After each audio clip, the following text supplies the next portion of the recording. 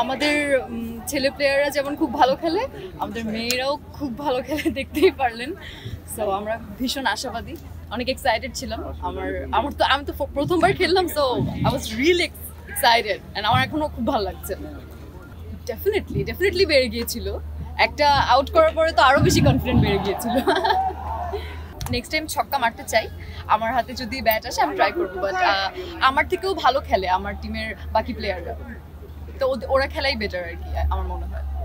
আলোচনা সমালোচনা নিয়ে আমি আসলে এটা কিছুই দেখি না। মানুষ সমালোচনা করবে, আলোচনা করবে, এটা ভালো কিছু হলেও করে, খারাপ কিছু হলেও করে। মানুষের মন্তব্য নিয়ে আসলে আমি এটা একদমই মাথা ঘামাই না, একদমই কিছু মনে করি না।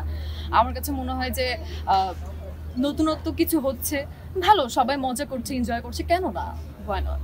আচ্ছা, আমি বলেছি এর আগেও আমি আসলে খেলাধুলা খুব একটা পছন্দ করি না, বাট আমার যেহেতু ব্যাডমিন্টন খেলা হয়েছে ছোটবেলা থেকে একটু আধটু, সো ব্যাডমিন্টনটা একটু পছন্দের।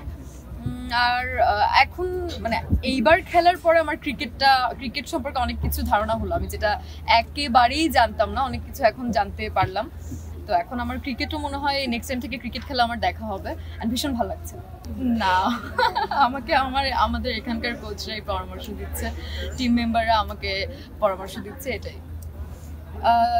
Very much difficult question, I think bat না বোলিং করাটা মনে হয় আমার জন্য একটু ইজি।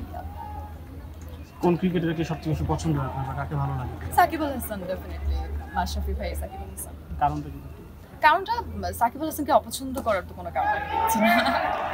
পছন্দ করার কারণ না জিজ্ঞেস করে, অপছন্দ করার কারণ জিজ্ঞেস করলে বলবো না, অপছন্দ করার তো কোনো কারণই নেই আসলে।